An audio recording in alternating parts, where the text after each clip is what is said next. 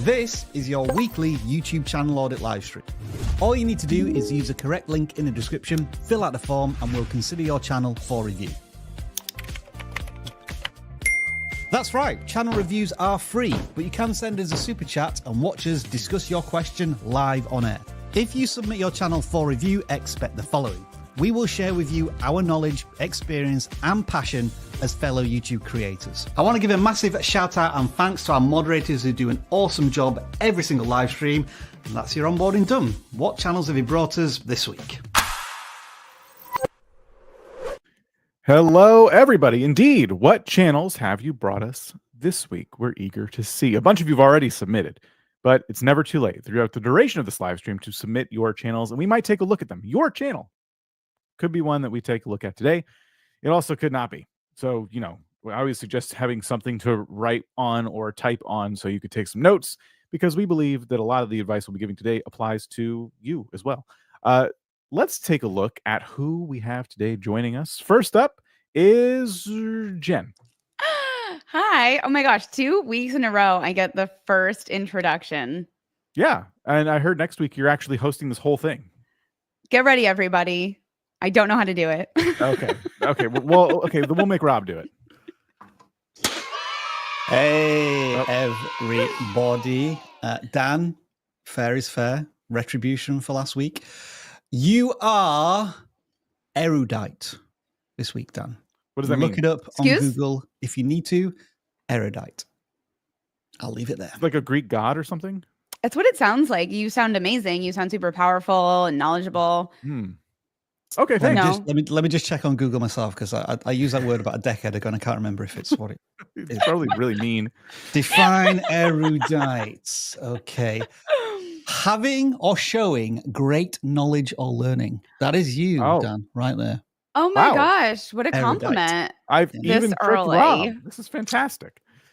All right. Well, you know how it works if you've been here before. We tend to run a poll sometimes. I didn't do it today, but I always like to ask if it's your first time here or not, because usually it's about half and half. But a bunch of you are here for the very first time, and you're probably thinking, do they ever look at channels? And a bunch of you are here because you've been here before, and you're like, no, they don't look at channels. They just babble a lot, and sometimes we see a channel or two.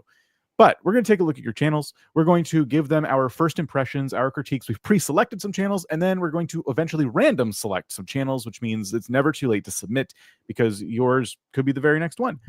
And I think today we will start with one of the first channels, I'll say, that submitted on the form for non-gaming channels. There's 2 forms. One for gaming, one for not gaming. And that's how many gaming channels we just get around here. It's reviews and theories. They have 731 subscribers, 114 videos, and they discuss cartoon discussions and theories. So it's kind of like one of those channels, I think, that discusses TV shows. They keep up with their favorite ones, and then they kind of give their speculation or recap of those shows. That's based on the about section. That's my first impression. Jen, why don't we start with you? When you see this channel, what's jumping out? Let's go. I think that they have a really interesting thumbnail style. It's very cohesive between each thumbnail. It's a little crazy. Like it's a little chaotic. But they all look very similar. Mm-hmm. Let's see. How are we doing on titles here?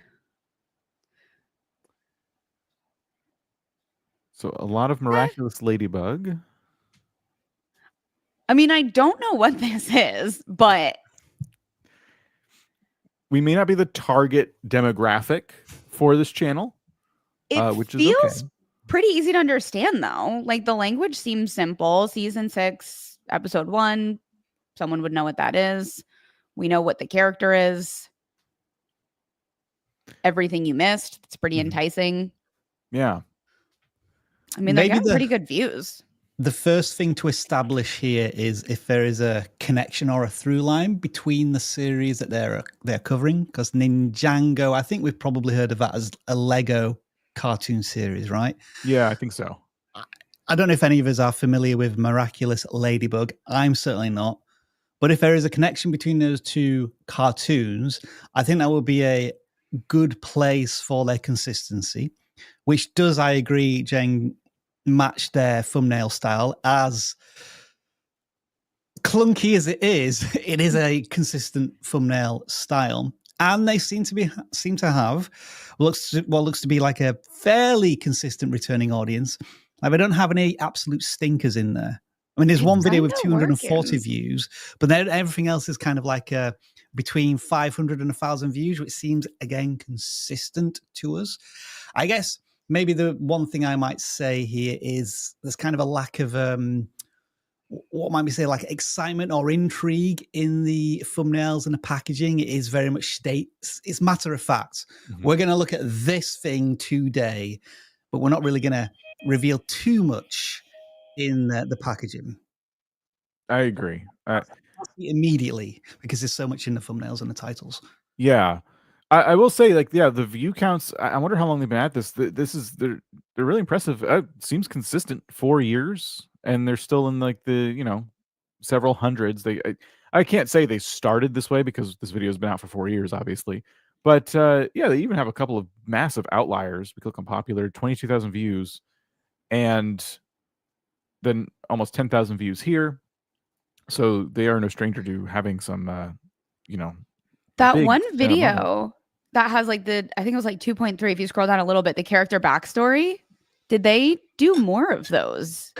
Right. They relied on the text on the thumbnail, but that video did really well. And maybe this is an opportunity to have this repetitive throughout other characters, or maybe it's the link between doing the different shows. There was some level of interest here, and I can't see if we tried to repeat it or not. Yeah, I think stuff like this is especially if this is like a big character, which I assume is probably the main character or a side character in the show, that can be very tempting for the audience, especially if they feel like there's something they're not getting when they're watching the show. I have a couple comparisons I can bring up for this type of channel, but they're not in the same demographic at all. But I do watch channels myself that cover shows, and I think we can get into a little bit of like advice here. So what's their name? I'll just type in this and Severance. Oh, here he goes again. Pete Peppers. Okay. So, Severance all of the time. There are other shows that are covered, but that's how. Oh well, Andor. Now you're talking. Now we're on a channel. Here we go, Andor. Right. Let's break this one down. I'm in. So wait, I've never even heard of that show. Oh my god. Well, we won't spoil anything. Best Star Wars ever. We won't spoil anything, but this channel certainly will, because they give recaps of like every episode. Basically, the day after the episode comes out, you can find this recap. Sometimes like the same day. And what I like about this channel is the simplicity in the thumbnails. It's always like a character from the show and like a moment from that episode, and then text that just very clearly states what it is. There's no dancing around it. And then they're always very like utility style titles. The last was season 2 ending explained. Okay. And then last was season 2, episode 6 breakdown, review and recap. So we kind of know what we're getting every single video. And these are the types of titles we've been recommending to channels, like, oh, you got to, hit browse and give your opinion and things like that. But I think when you're trying to keep up with the show and you want to know everything that's happening and keep up with everything going on, it's actually really good, I think, to have titles like this that are just super straightforward. Because we were watching Severance and I'm like, I want to know what I missed. And so what do you think I'm going to type? Severance season 2, episode 1 recap. That's fair. Yeah, that's a good point, Dan, when people are interested in these. I call it like the IMDb addict. Like, I just watched Mission Impossible this weekend.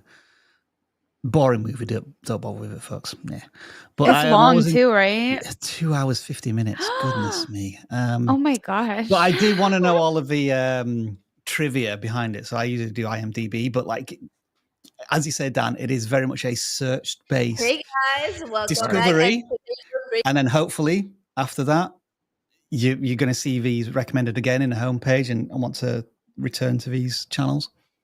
It took no time at all for that channel to start popping up in my home feed, because there's a new video every day that the season was running of the show I was watching. They did Silo as well. And they definitely cover a certain type of show. You saw it there. Andor, Silo, Severance. They have to start with either A or S, it seems. But no, for real. Like I think it's like a certain they are targeting a certain type of audience, probably just one that aligns with their own personal interests in TV. And I think this channel is doing the same thing. But I do think we've talked about the thumbnails a little bit. I think these could be cleaned up a bit.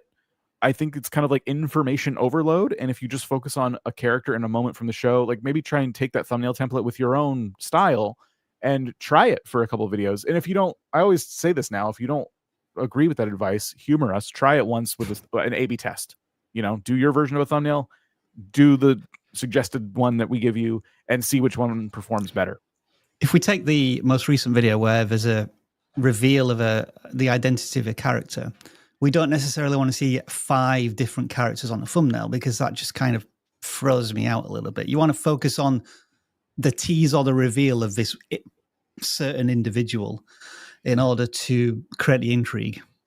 Yeah. Let's address this too. Is the content copyright safe? Would we need to worry about this kind of content? And that's a question I've asked myself about the Pete Peppers channel I just pulled up. He doesn't go on camera for those. He does on a podcast, but so he's not completely faceless, but he doesn't go on camera for the regular show recaps, and he just puts clips from the show the entire time, whether it's still images or actual moving clips. He doesn't play audio from the show. He narrates the entire thing, and everything he shows on screen matches what he's saying in his script. And so I would like to think he's monetized, and I would like to think it's the type of content that is transformational enough. But because we're not YouTube, because we're not copyright lawyers, we can't say for sure. I don't know this person's, struggles as a YouTuber. I don't know if every single one of these has copyright yellow icons next to them. Like, we don't have the access to that information. So that is kind of like the thing, right? We can speculate that this is transformative, but really that transformation is determined by a court at the end of the day. The people who make these cartoons might say that's not transformational, and then you can fight them. But that's as close as I can get to an answer on that.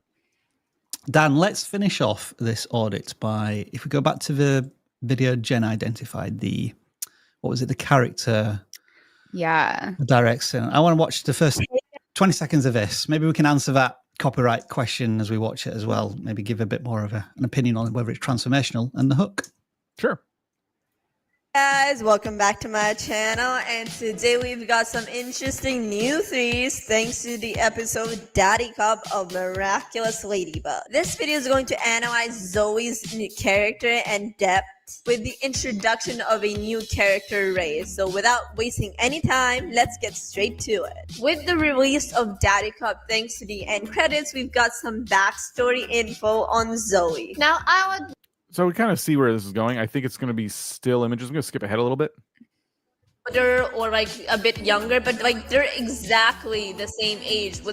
Yeah, I'd say this passes the copyright sniff test. And like we think this is fairly transformational, and it's not just showing long continuous clips without any input from the creator. So no issues from my point of view there, though. I tend to agree. This is what I would expect to be okay. Of course, again, we don't know what goes on behind the scenes on this channel. Again, I'm talking like yellow icons, things like that. We just don't know. But we'd like to think this is transformational enough. It's not like they're just playing clips from the show. They're going into detail about the episodes themselves. These images are relevant because you can see they're trying to tell us certain things. Like, look at these outfits, look at this, look at that. So you kind of need images from the show to explain what you're trying to explain. It makes sense. What do we think of the editing? Because there's one like pet peeve I have. It's that they keep using the same zoom out constantly. Like that's what got you, Dan. That's what got you. Now you've said, oh no, there was a fold transition. Yeah. I mean, yeah. Also, somebody pointed out that they need probably a better microphone because there's a lot of echo on the voiceover. Yeah, there are technical things that can be fixed, but I think what's most important here is that the creator, clearly from the tiny amount we've seen, has infinite passion and knowledge about the subject, and that's driving the success that they've had so far. Mm-hmm. Any other final thoughts before we move on to the next channel? I think we covered quite a lot there. I think so too. Thank you for submitting reviews and theories. Best of luck to you. We will move on to the first gaming channel we're looking at today. And it is, in fact, I don't know how to say your name, Gaming. Who I think just left a comment a second ago about the copyright questions on the last channel. So the goal of the channel is to make engaging content that's exciting for viewers. Biggest obstacle is to turn the channel from another pea on the shelf to become a throw pea on the shelf. Rob, What does that mean? is this from like a reference in one of your videos where you put the pea on the shelf? God, that's from 3 years ago. That's real inside baseball knowledge. That It could maybe. But yeah, it's I the guess so. same. Yeah, I don't know what it means either. Thanks for watching. If that's what it's from. And then, what part of the channel do you want us to focus on? Thumbnails, and perhaps the content itself. All right. So they did mention they want the channel to be engaging. Nope, it's the one from your video. Yeah, I don't remember exactly what you said about that. I remember the pea on the shelf. Yeah, I held up this pea and I said, "This is you. You're insignificant." And then I put it on the shelf, and then I said, over the course of 10 minutes of a video, the pea is going to move to different parts on the shelf, and I got tons of comments for that and stuff. So yeah, that was really weirdly successful. There we are. So I took a look Peas for the win. channel. Huh? Peas for the win. Yeah. I took a look at the channel kind of as we were setting up today. And what I found interesting is that it is a speedrunning channel. And that should have been clear, I guess, by the titles. But I was looking at the thumbnails first because I was just really confused in each one as to kind of what I was seeing. It's always this character in the corner for the last several weeks at least. And then there's these identifiers up here that I don't understand at all. ILS6, and then a time. I assume the time is the speedrunning time. And then there's a seed, which I do understand for games that have a seed. It's basically like if you want to replicate this exact same speedrun, you can use this code and generate the same map that they're using to try and like compete with them, I guess. So Okay, let's time out. Time out. What is speed running? Oh, sorry. Okay. So, a speedrun when somebody tries Quick to, like, intermission. Quick intermission. No, fair question. A speedrun is when somebody tries to beat a game as fast as possible or get to a certain goal as fast as possible. It's always about like a time is of the essence kind of thing. Okay. Speedrunning channels, I would say, I don't watch a lot, but the ones I've seen, they're very quiet in terms of the creator themselves. It's more about watching them do it. Well, they got to be focused, I guess. Yes, they don't have time to talk. Like Mario 64 speedrun, probably the best example of channels I've seen here. So let me just try and find like maybe a random one. I love this. I learned so much. This person put something over their face, so they're going to try and do this, I guess, with sound only. I have no idea. Flying for, oh my God. Stop it right now. You're going to fall. The fact that I can't do this with my eyes open is like... There's 15 million views on that as well. This is like looks like cheater fakes. They're faking it. Got it. Okay. Oh, okay. That makes more listening, sense. right, That okay. makes more sense. Anyway, that's kind of how they look. It's usually like a camera in the corner. The Oh my timer's going the gosh. entire time. Yeah, I remember the Dream speedrunning drama from years ago now. Like he was like I guess caught cheating at a Minecraft speedrun. Oh my gosh. Yeah. I love this. So the speedrunning community is very interesting. Now, that was like, it took a while to dissect that just based on the thumbnails alone.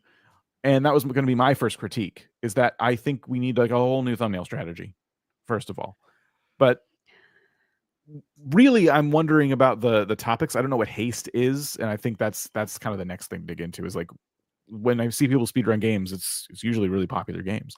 Yeah, let's just do a search, Dan. Haste, speedrun. How many results do we get? What type of views are we getting?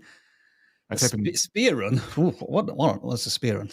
Okay, hold on. Speedrun. Oh, that's going to be something. There we go. Sorry. So, so we got 130,000 views there from a creator. Let's scroll down a little bit. I think the way that they have their time in the title or even that time on the thumbnail there is like much more clear that it's a timestamp. That's And like the classic view, isn't it? That people Yeah. use that a lot in thumbnails. This is a program that people use that Yeah. all speedrunners use. It's called, I have it, Live Split. So this is a live split timer. And I highly recommend switching to this because it kind of screams speedrun. Pretty much all speedrunners use this. You'll have to go back and find George, come on, catch up, George. What I will say about the search results is that there's a bit of a worry that if you can scroll to the top, Dan, we're seeing channels, perhaps very small channels, ranking at the top of search, which might suggest that there isn't a big search audience for this. Maybe Chef Lothy, the one on the bottom, is just a larger creator anyway, so they can pull in that type of audience for this game. We go, oh, no, they've looked out there. Oh, wow, that's interesting. So I guess there's certainly somebody to research as to why they're blowing up. Running this game. I'd say their thumbnails are a lot more engaging. I now understand the character in the corner of the other thumbnails was a hand-drawn version of this character. Or I don't even know if it's hand-drawn. It could have just been a screenshot. But like that now makes more sense. This is the main character of the game.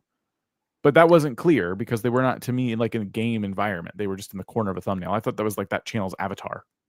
Also for this channel, they're setting very clear ideas and challenges in their titles and thumbnails. If we go back to our hero channel for a moment. They've enlisted a lot of videos or something. Or are those live? Okay, yeah, they're live. And if we go back to the hero channel, something I did notice was they had videos, if you scroll down to the second row, it's like attempt 2, attempt 1. Like, I think as a viewer, I'm not that interested in seeing the attempts. Yeah. I want to see the either complete and utter failures where it went so badly that it was worth talking about, or an amazing new record that was set, something new and fresh. And it's almost as if this creator is uploading every speedrun they attempt, whether there is anything interesting or good or bad happened. And maybe the creator might need to be a bit more selective with the things that they're sharing with their audience. This is without actually watching any of your videos, just an assumption at this point. I think it's a good assumption. Because then imagine you click on like one of like the ones that's not a good one or a bad one. And now you're just watching something that is, I don't know, just kind of in the middle there. Are you going to want to watch more content? Like, is that going to be the one that brings you back in to watch more? Right. Let's try Haste IL S3 speedrun attempt number 1. So this is on the right-hand side, second row, done. No, I mean, like the video here. You'd have to search for it. Okay, this one? Middle row, yeah, that one. Because I think they wanted us to check the intros. So the timer started up here. They are using live split.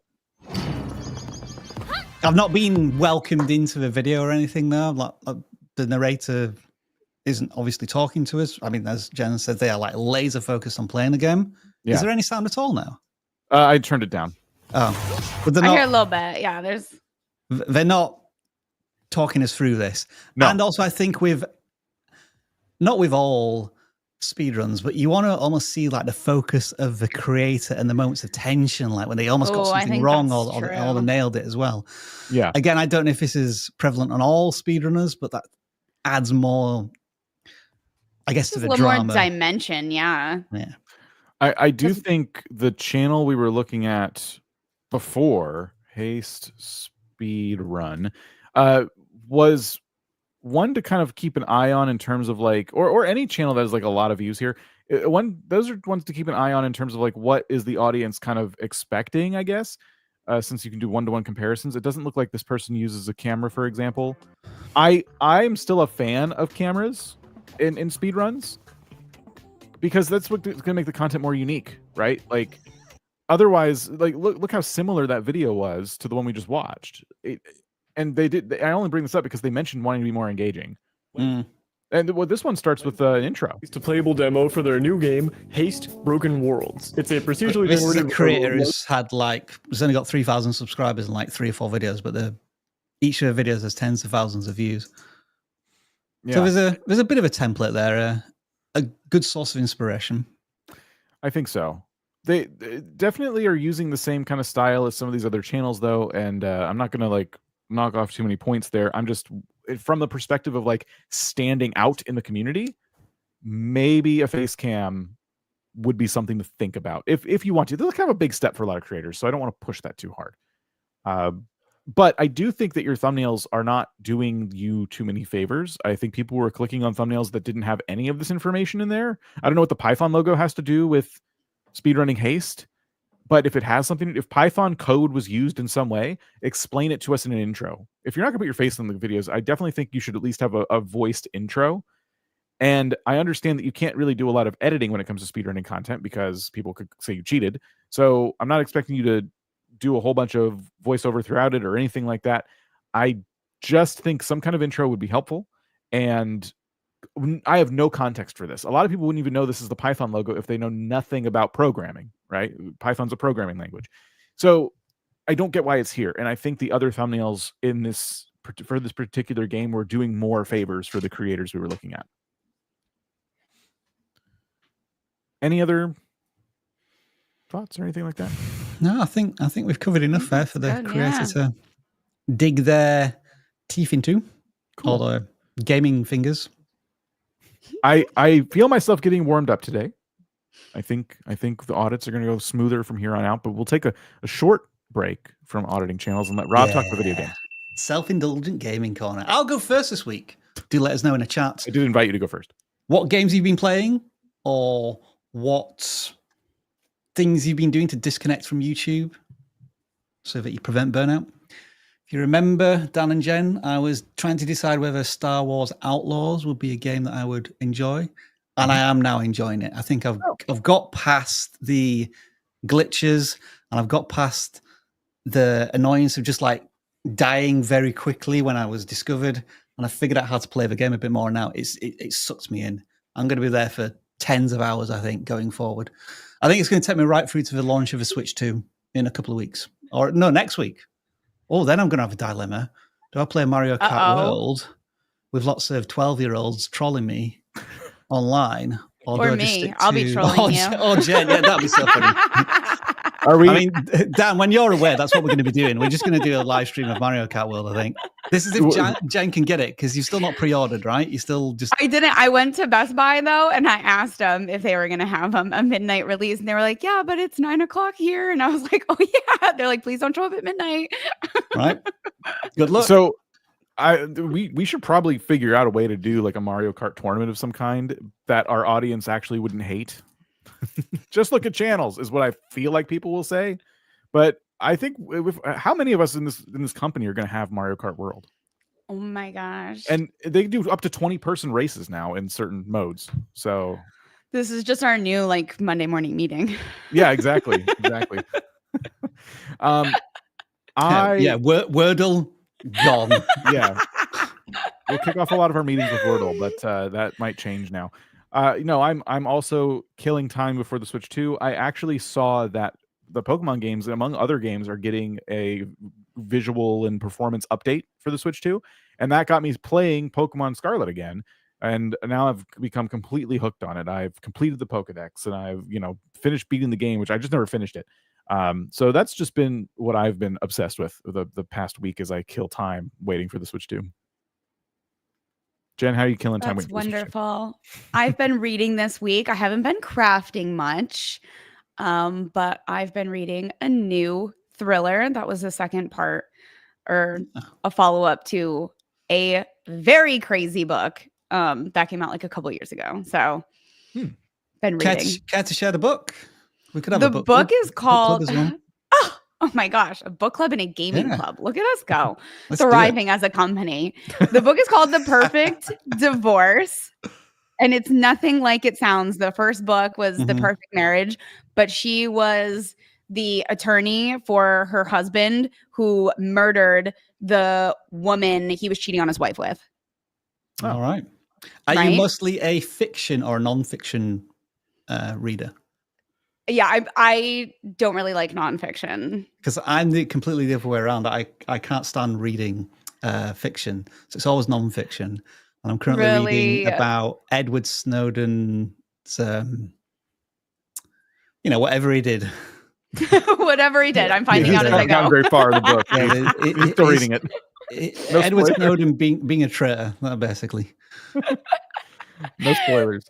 That's hilarious. Yeah. So that's what we've been doing. It doesn't have to be games. Just it's good. It's good to take a break from creating videos and thinking about videos. And look, everywhere you look, you think, oh, that could be a video idea. That could be a title. Ooh, a good thumbnail. It's good to disconnect. It recharges the batteries. You get weird inspiration. You get inspiration from weird places when you're a YouTuber. So Is it not the truth? yeah, that's why we take a minute to talk about the stuff we're doing outside of YouTube. But we'll go ahead and dive back into YouTube now. Oh, all right then. All right. The next channel we're looking at, Rob, you picked this one.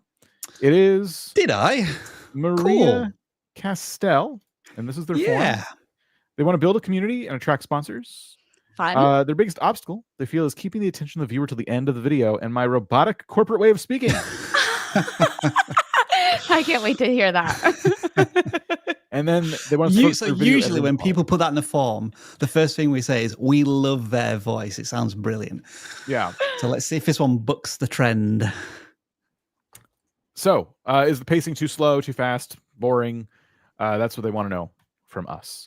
Yeah, let's start off with the good things about the channel then, in the sense that from just 40 videos, and most of them are shorts, they have approaching 1,000 subscribers. So they're well on their way to monetization. And if you look at the shorts view counts, which again are a bit tricky to really quantify, but they have several videos, tens of thousands of views. So they're making breakthroughs on both sides of the content platform, I guess. We'll assume that they want us to look at the shorts, the long form videos, because they've posted 3 videos in the last month.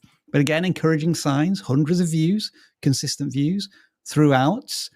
They are an anime, predominantly cartoon drawing channel. There is some occasional changes here. And maybe that is something to keep an eye on, because it looks as if when you focus on Genshin impacts, leaning into that IP, they're having more success. We don't want you to be solely reliant on that game and that content, but that is something interesting to observe. And beyond that, unless Dan, you have any other observations here, let's jump in and find out how robotic their voice is or isn't. I think their thumbnails are so pretty. I think they're crushing it on thumbnails. Yeah. I think this is exactly what you want to see. I would click on any single one of those. Yeah. Speaking of, is there a specific video we should look at? Yeah, let's go with the most popular one. Mind-blowing Genshin Impact art with Yi Miko. This one. Bottom left, yeah.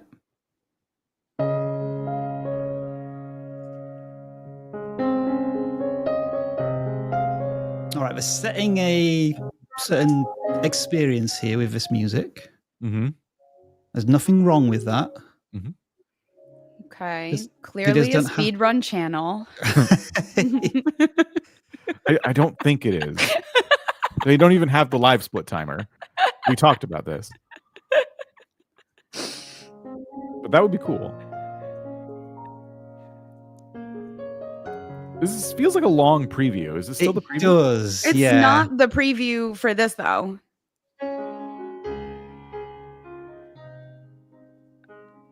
I wish I could do even 10% of this, by the way. Right, so pause it. Yeah. That did feel a bit long. And from what I remember, the thumbnail didn't match what was being painted there either. So there is a bit of a disconnect in the hook and the packaging. Yeah, they focus on several different pieces in that hook. So it almost felt like not a hook to this video, but more of like a branded intro. It did. And that would be, if it is, and that's in every video, that'd be very long. That'd be a 40-second branded intro is far too long. This almost feels like the end credits to like I get why they did it, because they want to show off like their other skills and like the range of what they can draw and paint, but it doesn't feel relevant to this video. Yeah. Like now we're hitting the intro. Now the video starts. Today we're going to draw her. Also, I just want to be pedantic for a second. Go back to the intro, because it says 4K 60. Can we just check if that's actually available on the playback speed? Because this doesn't look like 4K to me. Quality. It is not. Yeah, come on now. I feel cheated. Come on. Abandoned here? content. Abandoned. All right. Come on All right. now. I'm sorry. We shouldn't have even brought this channel up. I didn't realize we were auditing a liar. We haven't heard the voice yet. Can we go back to that and see, like, maybe jump into? Oh, yeah. I was just waiting to see if there's another video to, like. This little Here we corner go. is where I steal the See, time. this is more dynamic as an intro. I like this. Using these canvas sheets today. They're super affordable, but honestly, I love the texture. A bit unpredictable, which makes it very fun. And these brushes, it's always the scruffiest one that ends up doing all the work. So much B-roll. I love their voice. I do too. I think very welcoming, very conversational, no mistakes as well. Like, no robots in sight. Nothing to worry about there. Yeah, I really, I wouldn't worry about that even a little bit. You can skip ahead. I like that it's chaptered. It's cool. This soft wash is like a stage curtain. It doesn't ask for attention, but it frames everything just right. I guess the thing we should go back and listen to, because I did skip ahead. I only had 5 hours to finish this painting, which I think is a pretty compelling title. I think that kind of creates some stakes. Oh, yeah. I think that needs to be delivered in the first few seconds. Like, why? And I feel like when I skipped ahead, it was more of one of those intros where it was kind of like, it looks like 10 seconds of kind of music and setup. 10 seconds is a lot more reasonable, I would say, though. 5 hours, that's all I had. There you go, Dan. Workouts, and life. This little corner is where I steal the time to paint my stories. Oh. Using these canvas sheets. Okay, so it's referenced. The 5 hours is referenced. It's a little quiet for me, and I have the volume cranked all the way up. So I guess if you wanted any critique at all from me when it comes to your audio, it's that I would look and see what level it's at when you're editing, because other videos today have been pretty loud, and I've had to turn them down quite a bit. So I think you uploaded the video with kind of a lower audio, but the mic quality sounds really good. And I really again, I love the B-roll and shots they're using. There's so many things happening just before you get to the painting where the camera movements are still there, but it slows down quite a bit, as you would expect. They're putting in the effort to have either different camera angles or cutting zoomed in and zoomed out. And like for a lot of art channels, you don't see that. So there's care and attention being put into the creativity, not only of what they're crafting, but also of how they're sharing that experience with the viewer. Yeah. I think their content is fantastic. This is one creator I would love to see their retention graphs, because this is a niche. I would say push this content to 30 minutes. Easy. Yeah. A paint with me, any kind of with me content is usually something that is going to be played as background and probably on TV and probably while somebody's studying, or probably the situation itself. I think in this case, the discoverability is going to come down to who you're painting. Are you picking super popular, really well-known characters that people are going to look at that and be like, I know who that is. And that, I think, is where the audience is coming in from. Yeah. Just to confirm then, Dan, if you go back to the one with 1K, if you can just play that and go 4 or 5 minutes in, I want to know if they had a voiceover on that or if it was just the captions at the bottom. So let's go to there and play it for 10 seconds. So they have made a conscious decision to perhaps switch from music with captions to their voice. And maybe that's what they're worried about in terms of this video did really well. Yeah. But now the stuff I'm doing is only getting 100 or so views. So let's go back to the second video now, the paint with me, that one. Yeah, I just want to know if we're narrating in that one. Because this one is about, again, a character or an IP of some kind. So we got text again. I assume it stays that way. I think we're all in agreement that going forward, we'd love this creator to continue talking to the viewer, right? As in this most recent one, and don't be too discouraged that the view count is low. It's maybe it's the packaging and the idea that has failed on this one, rather than the change in conversational tone with the audience. Did they have music in the back when they were talking? Did they have the same style music, just lower? I think they did, Jen. Yeah, I can't remember. Let's see. paintings because I don't have primer. It is Yes. there. Soft Yeah. wash is like a state. Yeah, it's there. I would also, obviously, we're not watching through the whole video, but I would also experiment with doing both. If you're pushing, I'm not saying you should, but if you do push content longer, have segments where it is just music that people are just watching you paint. And then maybe you have sections where the music lowers and now you have some things to share. And, you know, kind of how you're talking about this brush is doing all the work. I'm going to go in with the thick brush here. And then maybe the rest of the time you're using that thick brush, you go back to the music. I would play with it. I think this creator is like on a roll and they have a really good grasp on what they're doing. Yeah, it's been 3 months. You have 7 videos on the side of your channel, and they're already of a substantially high quality, both in Can we terms of your watch- skill set and the audio and the camera quality. One of the shorts, because I'm Yeah. just interested to see how they change their content to fit this format. Let's do the one with 11,000 views. The Stitch. All right, this. Just yeah, this is kidding. fine. All right, they're using music here, and so we may have to talk over it. I just muted it. Yeah. So I guess because the movie's just released, this is probably good timing. Oh, you see, that's interesting. They added some. They're stacking intrigue here. Like they painted the character and said, "Is this too simple? All right, I'm gonna spruce it up with now these extra detail," and that looks Aw. cool. Yeah, Yeah. Fun, That's- fun to that's a- watch. I think that's a they're good- doing great. that's a good repeatable type of shot that they can do. Do you think it was the style, or do you think it was the fact that it was a popular character? It could be. Yeah. We'd have to maybe check the comments to find that out. It Fair could point, Dan. align with the Genshin Impact stuff doing better than just a painting, just a general painting, right? I personally like this painting better than, because I don't have any frame of reference for Genshin Impact because I don't play it. So I feel like this has like a wider market, but unfortunately, niching down might be the solution here. But I also respect that I wouldn't necessarily go looking for this content in the first place because it's just not the kind of video I watch. But yeah, it's interesting to me that like the shorts, the better short in this row is one of a popular character, and the better long form videos in terms of views, better in terms of Well, views. There was one next to it, Dan, which was "Should you choose acrylics?" That had 17,000 views. Oh, look at that. The one right Oh. next to it. Raise this up. Oh my gosh. Dan. Yeah. Again, just using popular music. Totally Yeah. fine. You're using YouTube's tools to do that. So I Again, guess yeah, nice cuts, nice clean editing. the title of this video was "What You Choose." Would you choose acrylic markers? That might be something that shows up in search.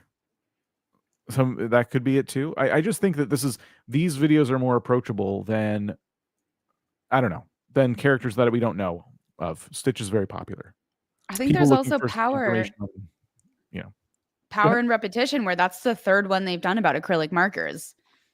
Oh yeah, and And yeah, now one it's the better, best fair point. performing one. Yeah. So they really gave it a fair shot. And it worked. Now, I know we are lingering on this channel a little bit, but there's been a lot of good stuff to talk about. And they did ask a specific question, Dan, about sponsorships. So could you do us the favor of going back to the long form content, going to the most recent video, and let's just maybe dive into the description and see if they are doing anything affiliate wise, sponsorship wise, and so on. It might be too early at this point. I don't know, but do you want to check? Yeah, I just want to point out they are talking in this one. Who do acrylic markers. These were the only high quality Ah. markers I So they are playing around with strategies. Anyway, Okay, cool.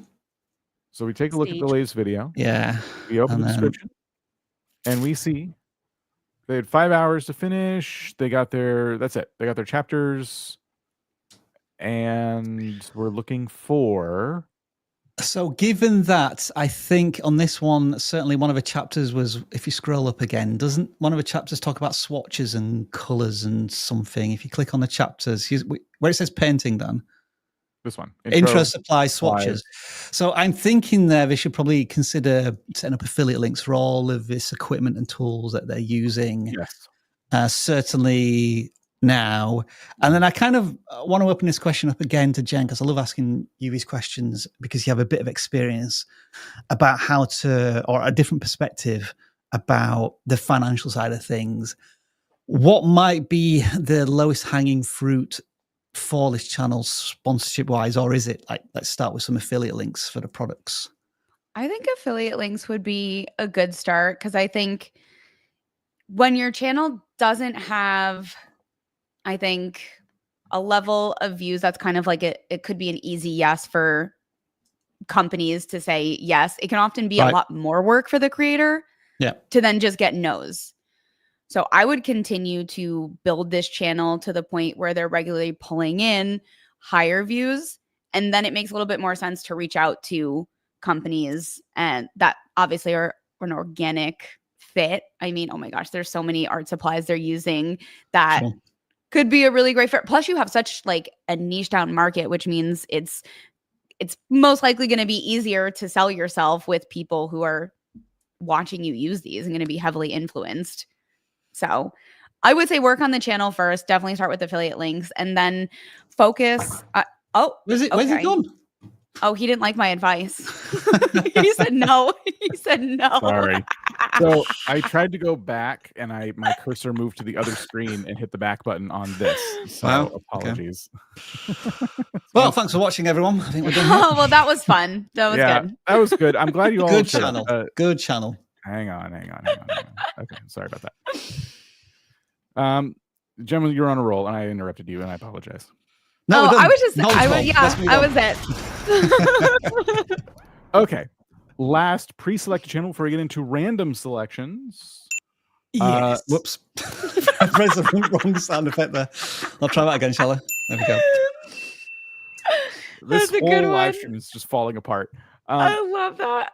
So this is a channel that I pulled up before we got started today.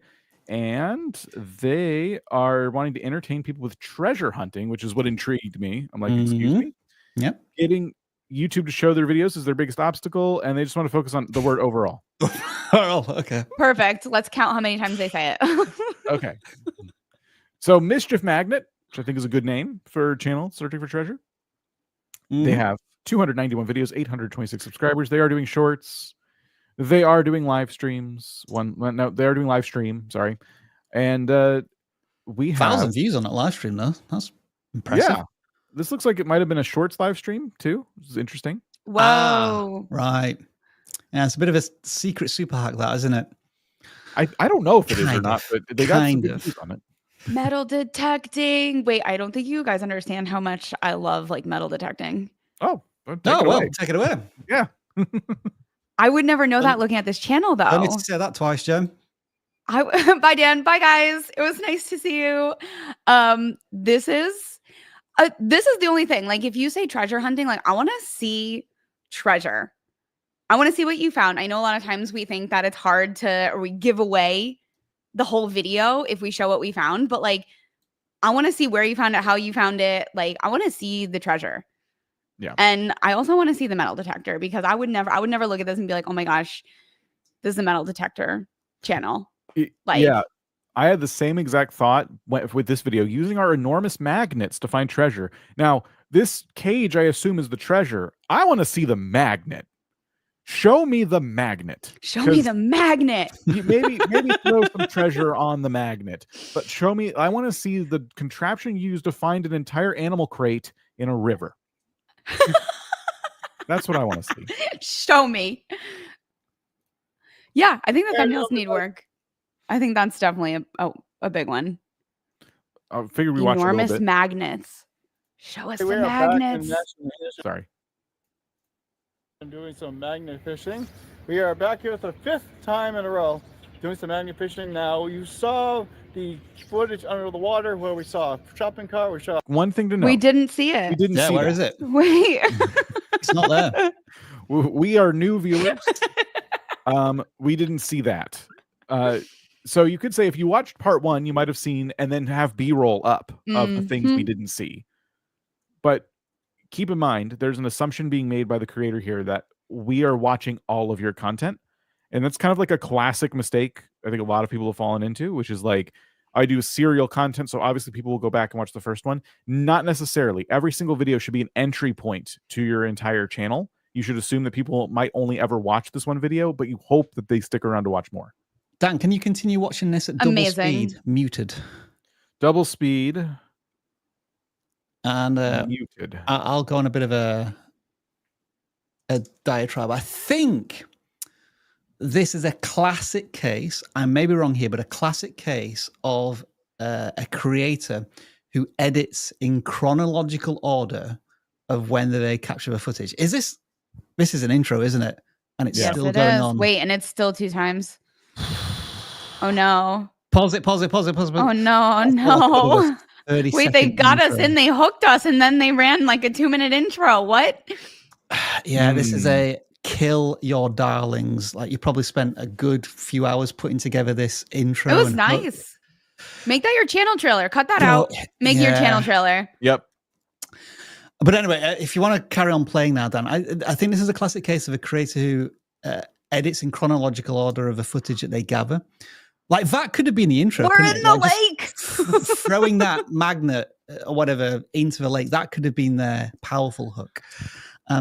So what I mean to say, there's a shopping cart, everybody.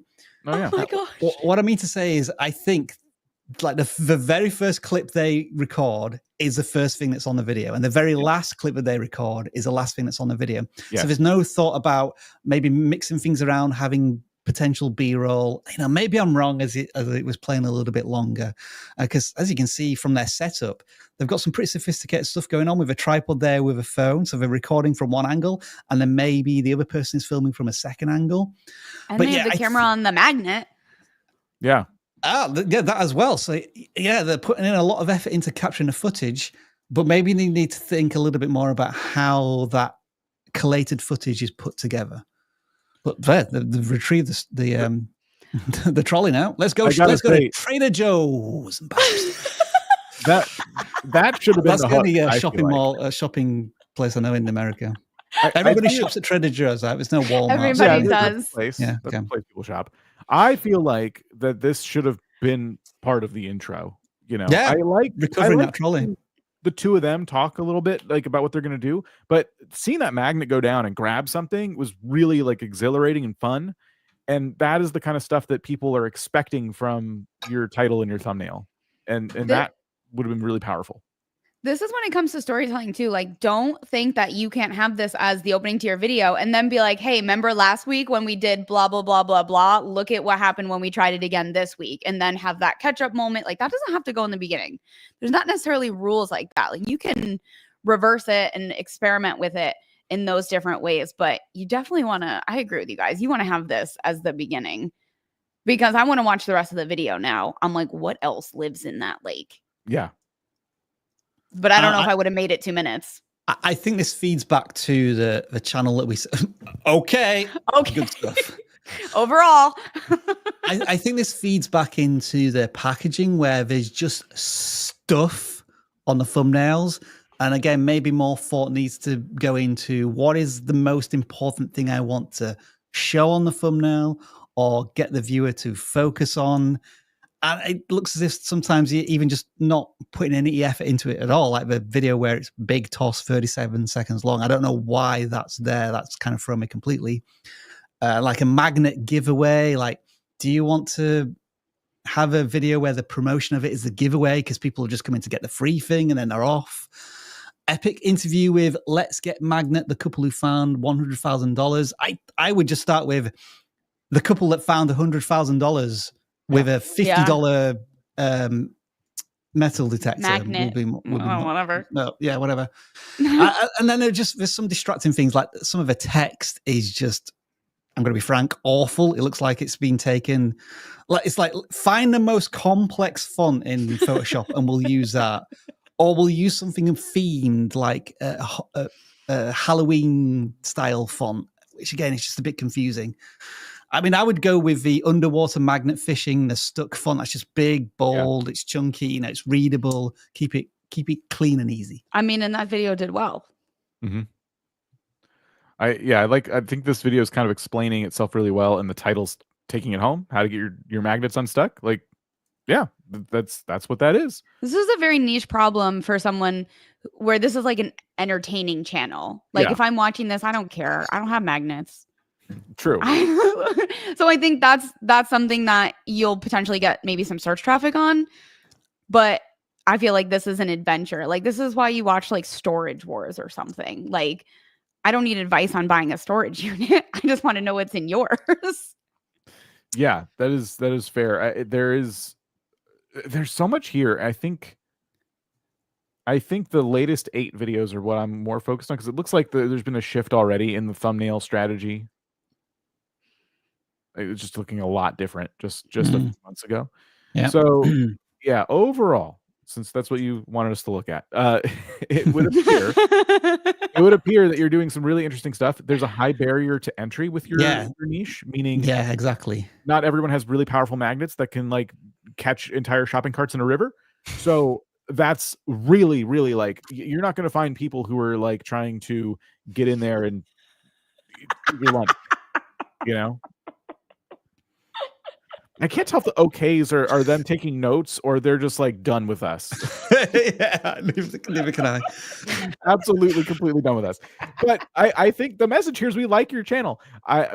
We would do things differently when it comes to the thumbnails, the fonts, things like that, and the hook. And like that is the overall feedback. Is as new viewers to your channel, there are things that would get us to probably click on these videos even harder. And personally, that's what I'd love to see. I think your channel can go a really long way. I agree. I have one more question. This may go wrong, but if you click on popular, Dan, yes, the answer is yes. Yeah, we think so. Like as Jen said, it can be your channel trailer when people click on home. This video here, and it looks like you already did it.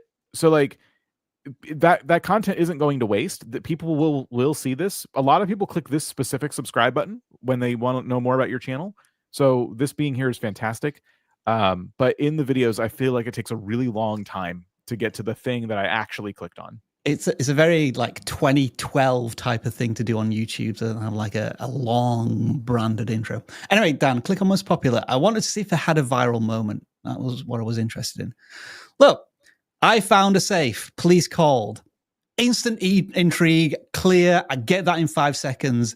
That is like a North Star type of packaging for you to aim for going forward. Yeah, I agree. Every title should start with "I found blank." You can just see as well in that thumbnail, like the arrow's pointing to something, and it's like something in the water there. It's like blurred, it's murky, but I want to see it. But obviously, when you click on it, I bet there's that god awful intro that's like interrupting the first minute. Safe. Yeah, I might be wrong. While I was doing magnificent, I found a safe in the water. You found a what now? A safe. Oh, a safe. That is a brilliant hook. Amazing. They delivered on the thumbnail. I'm talking to the police. Yep. I don't think they have it, Rob. I might be wrong. Yeah. Oh no. I'm trying to see. I don't see the intro in this one. It's from a year ago, so maybe the intro's newer. Wow. And that wasn't there yet. But this is what we were kind of expecting to see when we clicked on the title and thumbnail, and we got it immediately. You delivered on it immediately. I appreciate that people want to brand their channels and stuff and make their videos feel like you're watching a TV show or something like that. But that style of content, it has like long since died on YouTube for the most part. I see it sometimes, and usually those intros are very, very, very short when I see them, and they're, I still don't even know if those channels need them, but they're okay. I don't think you need any of that. I think you should just jump right in like you did with that video. 3,000 views is your best video. And you know what the secondary story would have been there had they found out is what was actually in the safe. Yes. I wonder if that curiosity loop ever gets closed. If you call the police, I wonder if that doesn't happen. But it's still then the payoff is the police taking in the safe, and that's still something. But I would love to know. That's the thing, right? You click on a video like, please, what's in the safe? I gotta know. And I don't know if it ever gets, I don't know if I want to spoil the video, but I'm just kind of curious. There is the safe. Look at how curious you are about this video. This is amazing. Like we want to know. I want to open that safe right now. I want to know what's Reject intro, embrace outro. The outro can be, the outro can do a lot of the things you want your intro to do. It can brand the content. It can tell people to subscribe or go to the next video. We encourage you to try and get people to watch another video. But yeah, it's certainly just you being on camera, saying the things you say and doing the things you do. That is how you brand your content. You become the brand of the content. Mischief Magnet. Okay. So that concludes the pre-selected channels. We do have. Let's all get t-shirts and just say okay on them. Okay. Yeah. 5 out of Overall, 10. okay. Okay. We do have a whole bunch of channels to pick from the forum, and there is a problem on my end. So let me go ahead and see what's going on. I use a plugin that I made called the Boring Picker, and right now it is. Oh, boo. But I found it. Okay. The Boring Picker is back. Don't worry, everybody. I fixed the Boring Picker. And all we do is click on the Boring Picker, which is very efficient for finding channels. And we Is find it a channel. though? Boom. Is it really? Super efficient. I can bring back my claw if you would like. No. So Cole63 is our next channel. They want to entertain and educate people via sports and movies.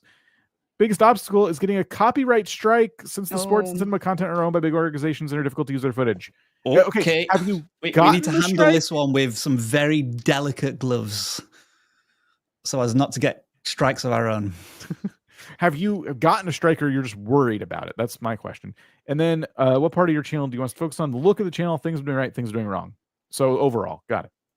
Overall. All right. We'll go Overall, okay. Okay. Okay. Okay. Right. So just from the thumbnails and the titles, right? This is what my expectation is. That I'm seeing the highlights from the official broadcaster of this content. That is how these are pitched to me in the packaging. Yeah. Not somebody's tactical review or a transformation of the events. So that makes me nervous just from the packaging alone. Because if you're pitching it that way and then it's not how it is packaged, I feel clickbaited.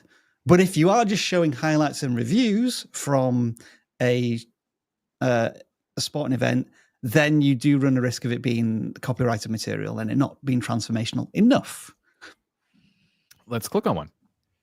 All right, let's just find out then. Let's just go. Right, so Still in this double- is. Sorry. Oh yeah, we do apologize. We changed the speed there. So this is maybe Hindi or other. So since we can't understand the language, I'll just mute it. But it does look like they are talking over still images. Yeah. Which is how I would have suggested this be done, just in case of getting in trouble or anything like that. Yeah. But even Did you still, have a I don't question know. there, Jen? So, sorry. Wait, so we're covering multiple sports and movies on this one channel? Oh, you're hung up on like a whole nother part of the. That's a fair question. Yeah. That's a really fair question. It just looks to be sport and cricket, a bit of soccer as well. Cricket and soccer. But then also this. What?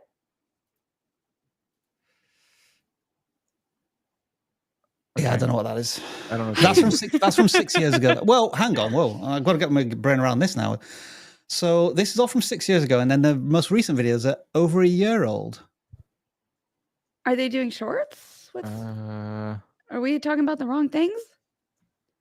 Hang on. So if I hit the description on this, we can see it was uploaded 13 hours ago. So they are way Okay. more active in shorts than. I know Freckles Boy, but I was just humoring our American audience. Just, come on. Let's see. All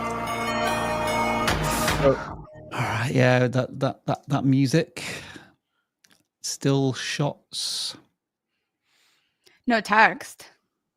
There was the tweet or whatever that was, but other than that, yeah. And then basketball. So I guess now the question is what.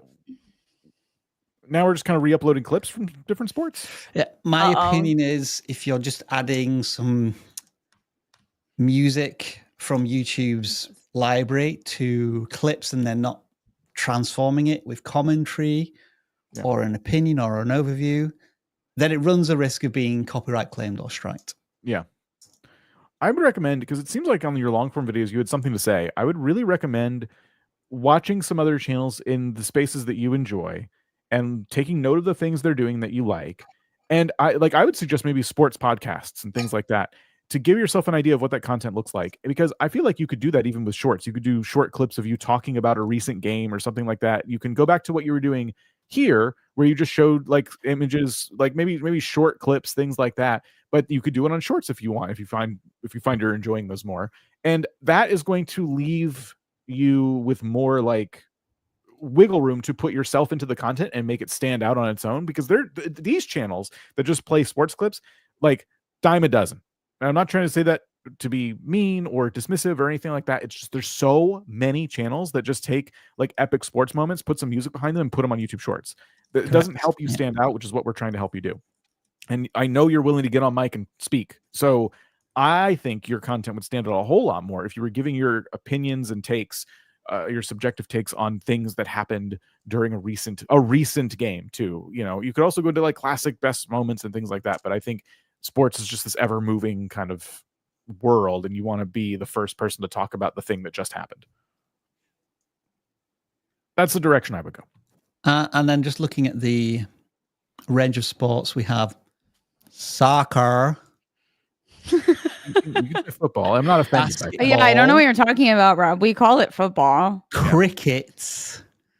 And it looks like some WWE down there as well, or WWF, or a combination, like a meme thing. There's no Quidditch on this channel, from what I can tell. This is tough because you're covering a lot of sports, and I would suggest picking one.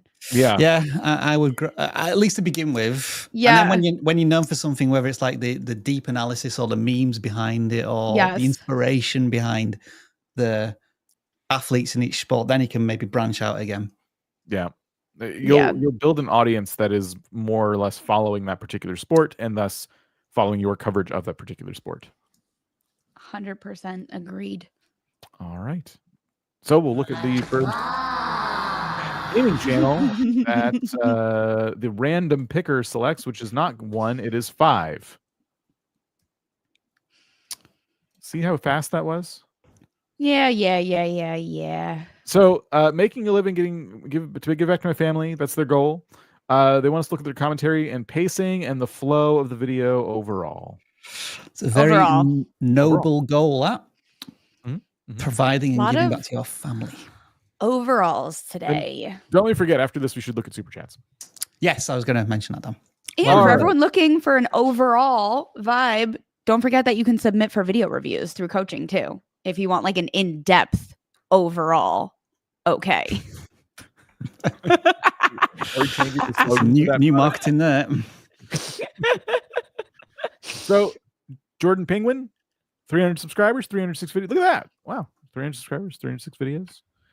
And we do have a gaming channel. They're playing, it looks like darker kind of horror themed. Looks scary. Yeah. So there's something I always want to say for a channel that has so many videos and views are less than 50 views per video. So, that type of range. I think the creator, whether they take our advice or not, may want to just pause for a moment, whether it's a couple of days, a week, and really make some conscious decisions about what they want to change on the channel, whether it's our advice or not. Because as I can see it right now, you're making so much content and none of it seems to be gaining any significant traction. And I don't want you to be just doing the same things, like working really hard, obviously having a passion for creating content and sharing that with an audience, but it's still be getting 16 views and 31 views and so on and so forth. Yeah. That's the worry I have before we critique anything specifically. I agree. I've seen a lot of channels like this. And I mean, if we go to oldest, you've been doing this for 2 years. If we go to most popular, you've had a breakout video with over 1,000 views a couple times now. But it's completely different than what we're seeing today. Like this content up here is almost not relevant to what you're doing now. So I can't even like take this into account as like, oh, this is what you should do next. Yeah. You know, you've kind of pivoted into this type of gaming content. And yeah, I think something to be said for like just the fact that I feel like I'm not getting anything too new and exciting. Like I've seen this kind of content so much, but they did mention they want us to look at like the flow of their commentary and things like that, which will obviously contribute to how the video performs overall. So let's take a look at the latest one. And everybody, how do you fare? Shout out to the holy one upstairs. You know what I'm saying? And today we got Late Night DJ by Ship's Captain. What is this about? Is he shirtless? No clue, but we're playing. It does look like that. Yeah, it appears Okay. shirtless. Obviously, we're a D. Choose difficulty. Why would you give me a choice if hard mode is not even out? that's a bit funny, isn't it? Yeah. Just not include the hard level. Yeah. Hard zone. Is it Funny. I'm sorry. For a while, I worked as a host at a radio station. Okay, so there's the narrative of the game. I'm just skip ahead a little bit. I mean, he has a personality for sure. Instead of face, let's go Charlotte. Very good. Very good. I don't know if this is going to load. Oh, Uh-oh. they deleted their video because of the things we Let's said. hope it haven't. What's going on? Wait, I like the shirtless humor. This is like, this could be a branded thing for this person. I think my internet is finally just done. Well, let's go back to the channel, Dan. I just wanted to check something in terms of a format that I may have had some success with. I'm looking at the most unhinged gamer rages, reactions. That's bottom right, 100 views. And then if you sort by most popular, were the other more popular videos also reactions? That's also what I was thinking, Rob. And it sounds like he has the humor to support it. It sounds good. I'm interested.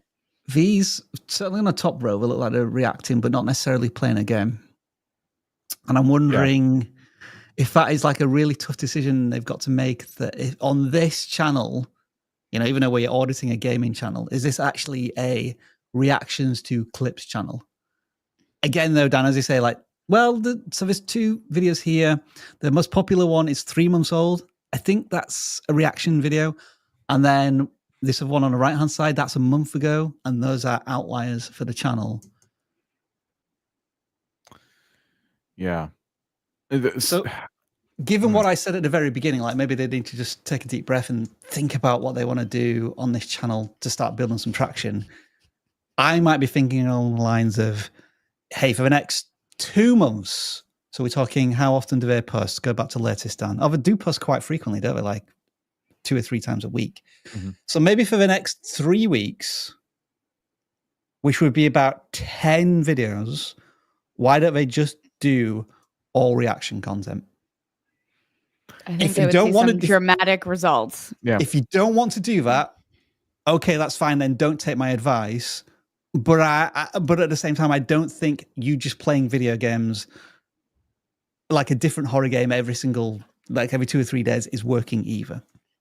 I would say that these videos need their own channel to give them their own attention and like time to kind of flourish, and they need some title and thumbnail work. I don't know if Phasmophobia is even that popular right now. I had a Phasmophobia creator, and it's a dedicated channel. Yeah, and the whole niche are like dedicated channels. So it's, I would say, not probably the most successful to just have one-off video of it, when knowing successful creators have dedicated channels for just that. That's great to know. Yeah. So, and that puts it in perspective a lot, because you can start an entire channel and be successful with one game like Phasmophobia, but you've kind of lumped it into a channel that, you know, your more of your success comes from reacting to things. So have your reaction channel, have your gaming channel, and then what I would challenge you to do is maybe just do one of those for a bit, actually, just to kind of get your legs under you on YouTube a bit. I think when I started to see success on YouTube, and I was doing a lot of different stuff, I realized that I was more successful when I just focused on one thing for a bit. And once I learned a bunch from just doing months and months of content for this one type of thing, I realized like, okay, now I have some actual ideas and experience to take another channel and try and carry it through a little bit more. I know what it's like to stick to one thing for a while. And then I was able to more easily manage the two channels simultaneously. But even still, they both need their own attention, and it's hard. It's just a difficult thing to do, especially if you're not full time. So I'd recommend picking one of these. I'd make this your reaction channel. I would do another gaming channel, but I would probably, like Rob said, do several videos just consistently reacting and react to a certain type of content. If it's going to be what we saw here, total idiots at work, then that's your content. You're adding your reaction to videos of total idiots at work. There's plenty of those out there. Or if you prefer the gaming, if you're here, you submit it on the gaming form. Maybe you're like, I'm done with that. I don't like that content. Then you need to go all in on gaming content, and you need to focus. I'm talking thumbnail strategy, maybe game for a while, focus on one for a little bit until you can branch out later. But we need a focus of some kind. I think that's what's missing here. Well said, Dan. Well, thank you. Anything else, Dan? Oh, okay. Super chats. Look at that. Super chats indeed. All right, let's take a look. We got a few here. We have a new member. Carbonize this. Woo woo. They were the one who just coined the phrase "never go faceless, go shirtless" or whatever it was. So, yeah. Love that. Underwater Gaming gave us a super. Appreciate you. Nice. Wow. Koifish Gaming says 2 years of proof that I have disposable income. Keep disposing it on us, Koifish. Echoes to death. I was going to say, go back to him. Was he holding 2 Nintendo Zappers there? Yeah. I wonder if they're worth anything. They're a throwback to the 80s. If your wife wants to subscribe to your channel, is that bad? How do we answer this one? It doesn't sound good. No. But maybe things sound stable over there. I would say that we're not relationship advice people. We're more YouTube advice people. We're not lawyers. Yeah, we're not lawyers. We're not really counselors, marriage or otherwise. And good luck to you. You know, but here's like really weird, ironic thing about this is like, unless your wife is really into your content, whatever it is, you don't want their subscription. You want people who love your content to subscribe. So maybe it's a blessing or gaslighting. We don't know. Or maybe you pivoted into a type of content that she doesn't like anymore. And how many other people might be unsubscribing? Maybe it's ruining her homepage. Smoke drop. Does anyone else lose most recent long form views after posting a short, like immediately? Interesting. We post shorts and long quite frequently. Rob, are you noticing anything? So what would this be like on the real-time stats? You have as soon as the short goes out, yeah. There's a dip in the traffic on the long form videos. I wouldn't say so, if I'm honest. It still feels to be quite separated in terms of how performance tends to be. Yeah, it's kind of interesting.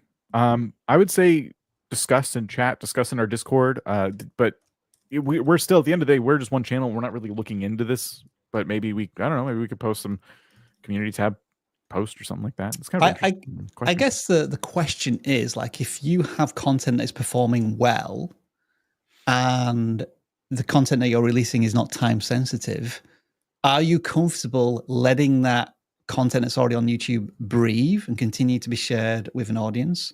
Or are you a slave to your schedule? And if you do want to continue releasing content to your schedule, cool. But if you feel as if this video is performing really well and I don't want to disrupt it at all, I just want YouTube to continue letting it be discovered, then, you know, you have permission and maybe to have a rest, take a break. Maybe. I don't know. Don't dim to fit in. Is grateful. Thank you. Thank you for the super chat. Appreciate it. Trucker TV show. says, been using coaching plus boost for over a year and Nice. coaching. Diane Rock. Diane does rock.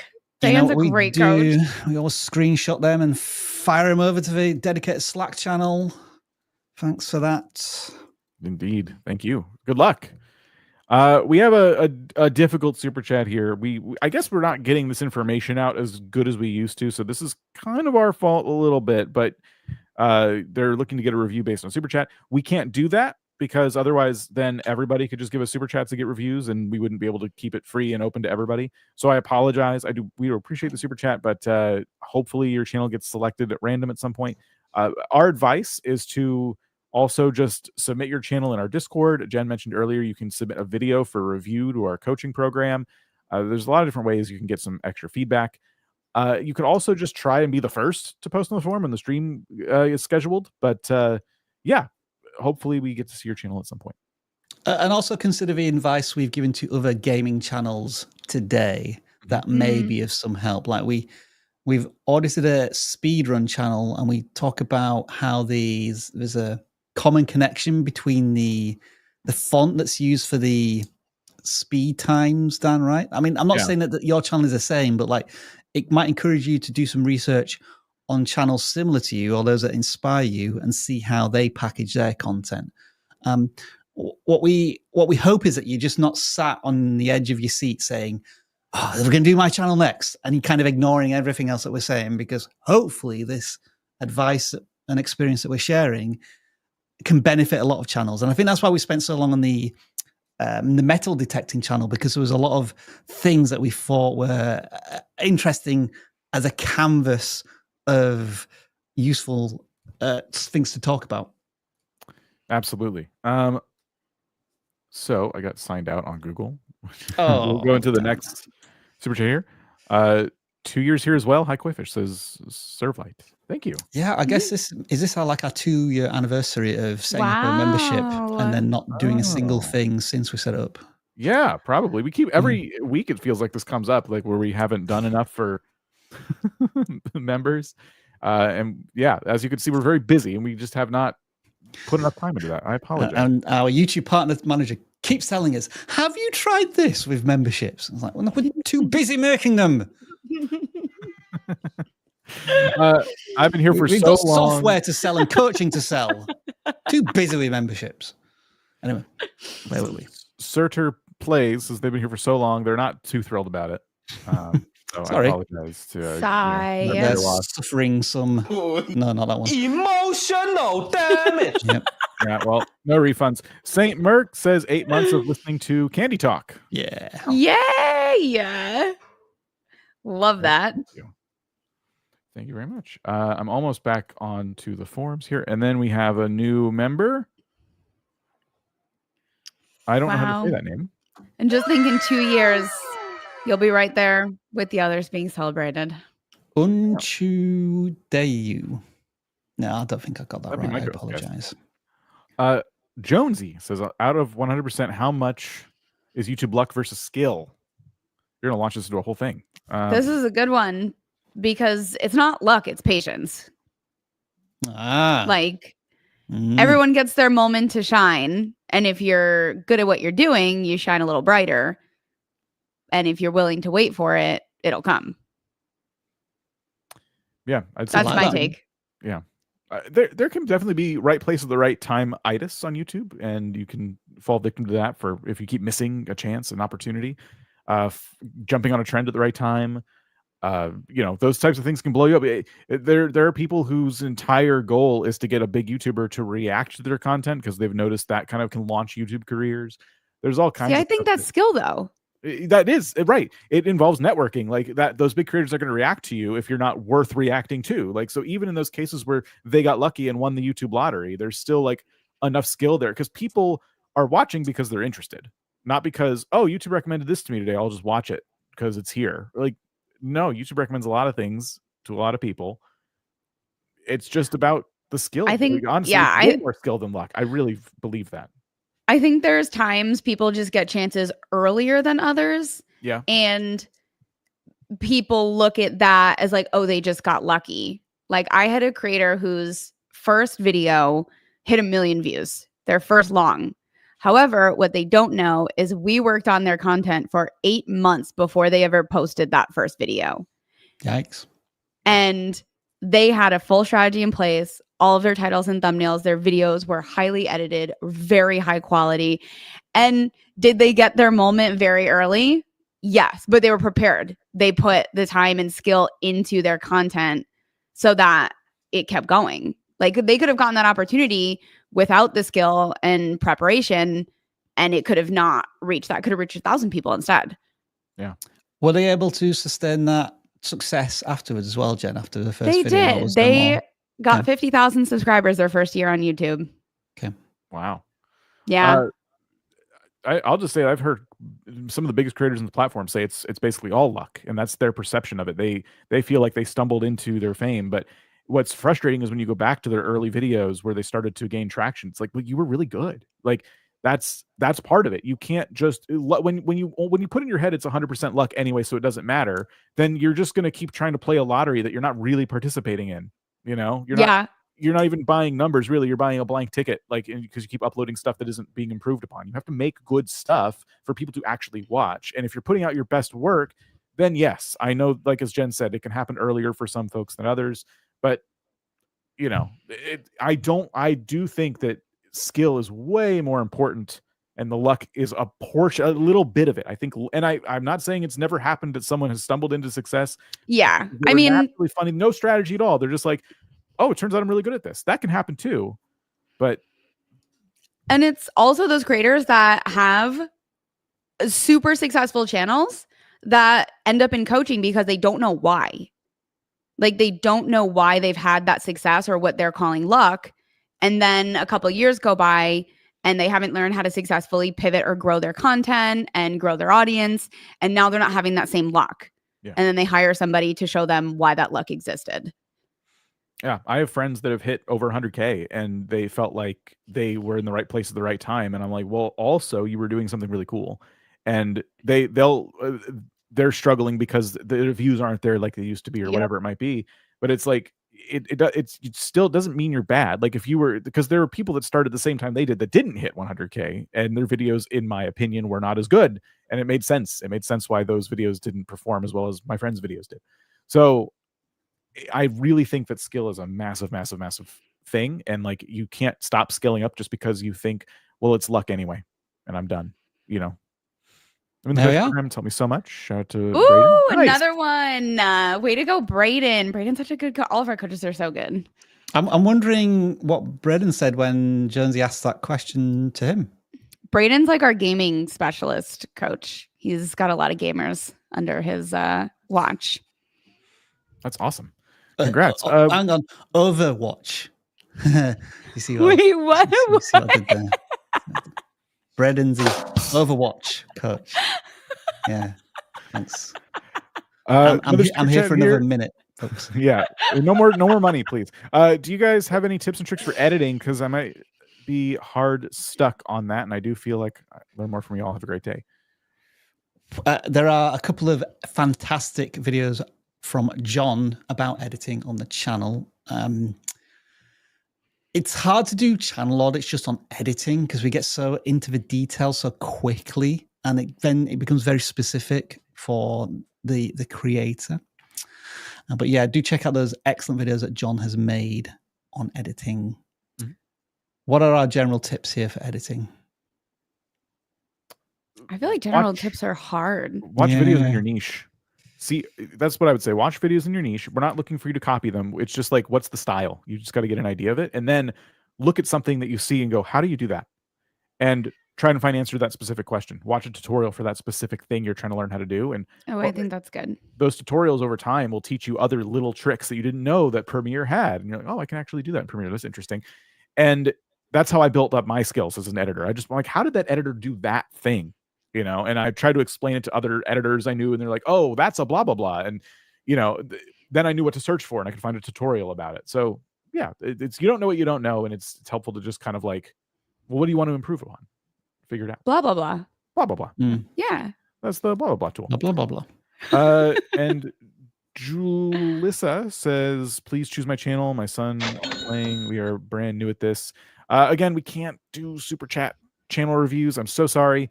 But we do this every single week. So please submit on the form. And you can go back through we keep all the live streams up. And we see so many channels every single week. I feel like we touch on some new thing that we haven't talked about before, simply because the channel presented the opportunity to. So definitely go back and watch some old content, streams, videos. We do as much as we possibly can, but we cannot review channels based on super chats. I know it's okay. But apologies. Maybe we need to put that banner back, I think, because we used to be more clear about that, and I think we just kind of forgot. So apologies. But appreciate the super chats. Appreciate all of you. How much time do we have? None. Oh, okay. Sounds like we have one question. The claw's worth of time. Yeah. Okay. Yeah. Well then, a standard measuring metric. Yes. Won the claw. 100. All right. Ooh. Nice. So, to show the world how different workers do work in poor countries, that's their goal. Biggest obstacle is less subscribers, meaning they don't have as many subscribers, I think, is what they're saying. And they want to maximize reach. Okay. Let's see. Okay, 384 subscribers, 14 videos. Wow.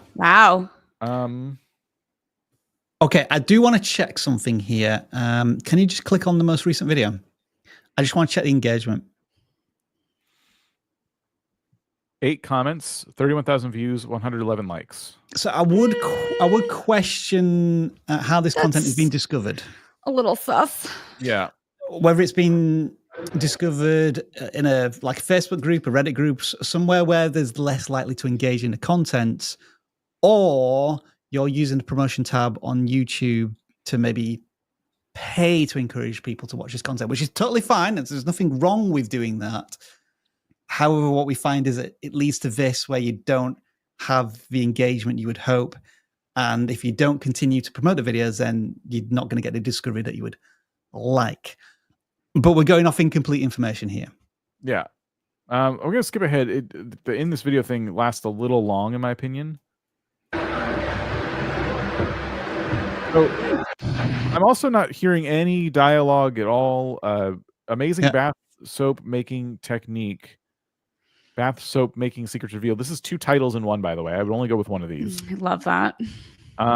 I think we need a commentator. We need something. Are they just relying on a caption at the bottom to I mean, we definitely can't have that background noise just going the whole time. Yeah. Here's the because thing. it's not ASMR. It's just noise. We have a huge topic mismatch here, because what you said in your form is that you wanted to show people other parts of the world and how other countries do things, which to me sounds like a really wide total addressable market, right? I get to see how bath soap is made in other countries. But here's the thing. I'm watching a tutorial on how to make bath soap, which I probably was not banking on. Like, the technique is interesting, but I don't need the recipe. I don't need every little tiny step. What I need is somebody telling me why they do it this way. Why they use what looks like a meat grinder to make soap. Like, this is all very interesting. I feel like you're showing me something interesting, but it's not. Like, it's a mismatch. I feel like it's a full tutorial without an actual guide telling me how to do it. And really all I wanted from this video was just like to learn something new about another part of the world. Just jump halfway into the video, Dan, and let's just confirm that it is mostly captions, and then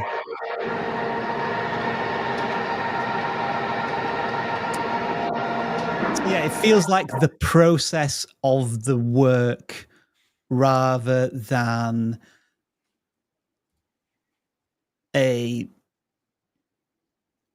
what's the right word? Story or reveal of the people behind who are doing this job. Like, do they have a family? What do they earn? Like, why is it important to have this job? That type of, I mean, just from the form. That's what I'm assuming the form is trying to tell us. Yeah. I mean, this is obviously very different soap making. This is not how we're normally making soap. And I think that there's a story in itself there, but that story's not being advertised at all. Like the original way to make soap. Like, is this how soap was originally made in these machines? Like, there's nothing here that is making it interesting until you actually start watching, and then it's quite interesting. But you have to start watching. Yeah. Let's just check another video, Dan, and confirm. There was the one with 39K. I'd like to see the engagement on that one to see if it's potentially the same situation. Also, it's like such a good thumbnail. Like they have really good thumbnails because it's such a clear picture, and I think it fits really well into this niche. And it's that doesn't look good then. 94 thumbs up.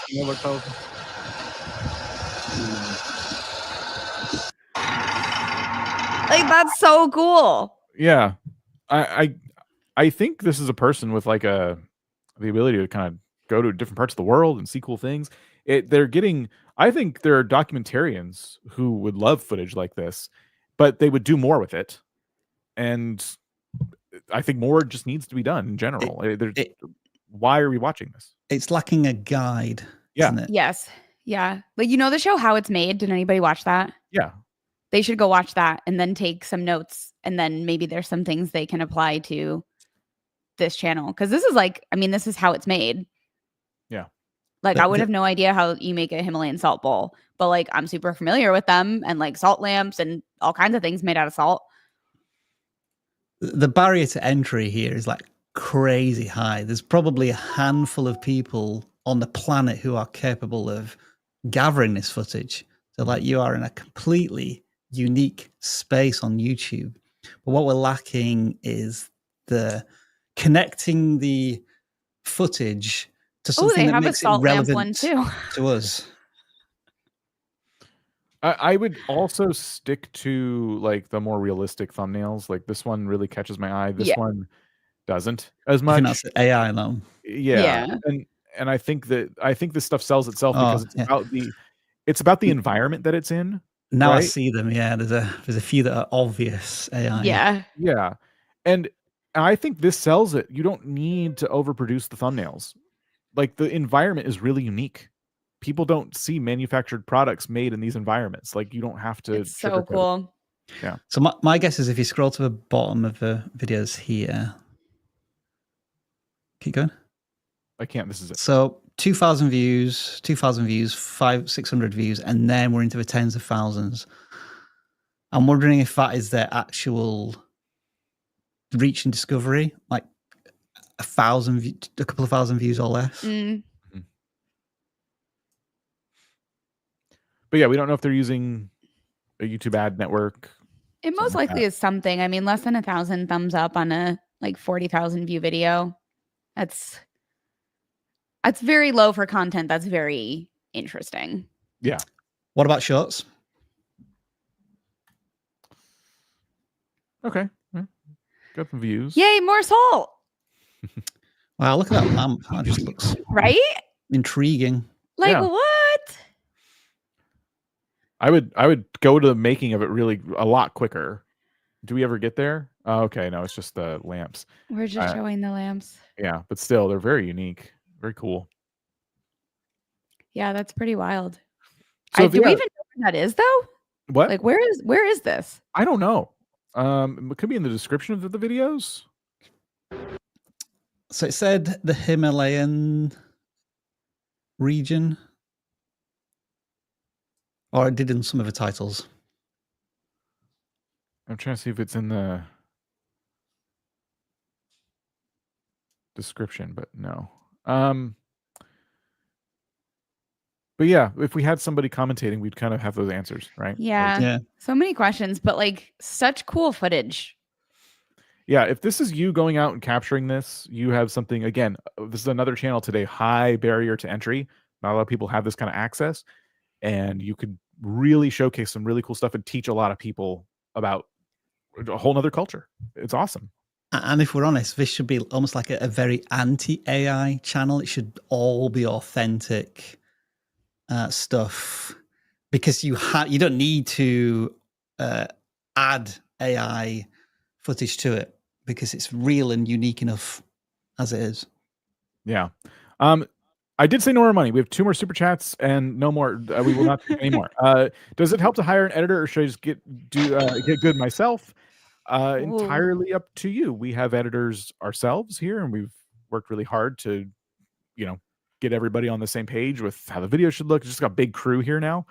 I've tried editors on more individual products outside of vidIQ, and it's like it's for me, it's a give and take. Like if I'm the one doing the editing, the video is going to look different. Does that mean it'll look better? Probably not. The editors are really good, but it will have things. I don't need to explain to anybody what I want. I could just edit the video, and I build a new skill as well, which is great.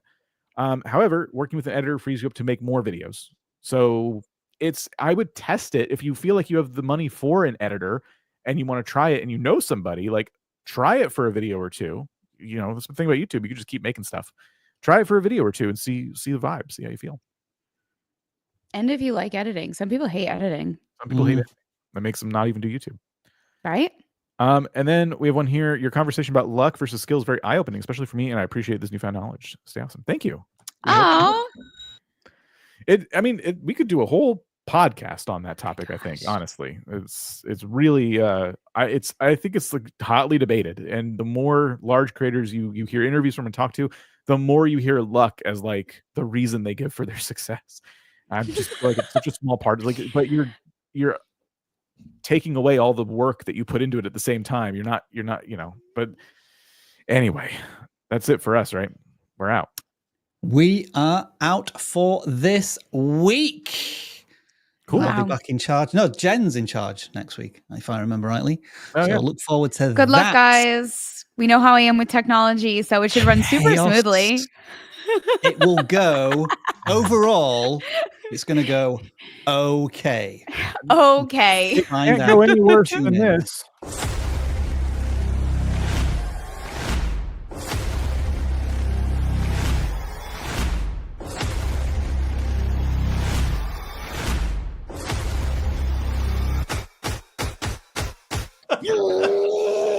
What a smooth aftertaste that is. Do I want to get yoked, or do I want to be a thrustmaster? I don't know. Absolutely trash.